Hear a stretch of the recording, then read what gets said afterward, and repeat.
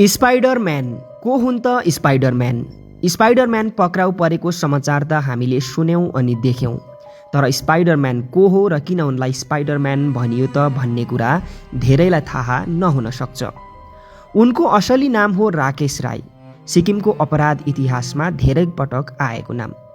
सानै उमेरदेखि कुटपिट, चोरी र लुटपाटमा संलग्न उनी बारम्बार बाल सुधार गृहमा पठाइए, तर कहिले सुध्रिएनन्।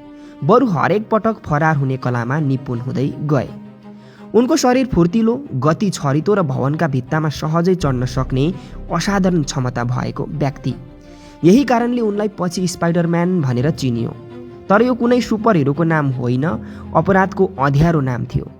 सन् 2003 नोभेम्बर 27 मा पश्चिम सिक्किमको देन्ताम नजिकको लिचिङ बस्तीमा सोनाम दादुल भुटियाको निर्मम तरिकाले हत्या भयो।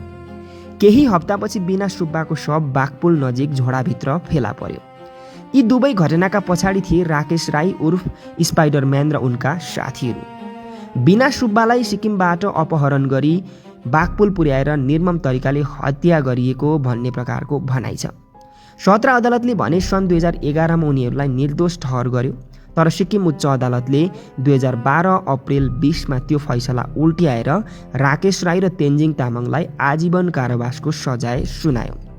अदालतको फैसला थियो, हत्या जसरी निर्दयताका साथ गरिएको हो त्यसले उनीहरूलाई कुनै दया वा रियायतका योग्य बनाउँदैन। राकेश राईलाई अदालतले ह्याबिचुअल अफेन्डर अर्थात् बारम्बार अपराध गर्ने व्यक्ति भनेर उल्लेख गरेको थियो। तेस्रो दशकपछि पनि उनको अपराध यात्रा कहिले रोकिएन। अहिले फेरि उनलाई गेजिङ प्रहरीले 16,98,000 रुपियाँ बराबरको सुन र नगद चोरी प्रकरणमा पक्राउ गरेको छ। पेलिङका जिग्मे सोनाम भोटियाको बयानका आधारमा प्रहरी निरीक्षक रोशन गुरुङको नेतृत्वमा टोली सिलिगुडीको मेथीबारी पुग्यो र प्रधाननगर प्रहरीको सहयोगमा स्पाइडरम्यानलाई समात्न सफल भयो। स्पाइडरम्यान कहिले रोकिएनन्, तर कहिले उम्कन पनि सकेनन् र यो घटनाले फेरि एकपटक देखायो, अपराधी कति चलाक भए पनि कानुनको हातबाट भने कहिल्यै उम्कन सक्दैन।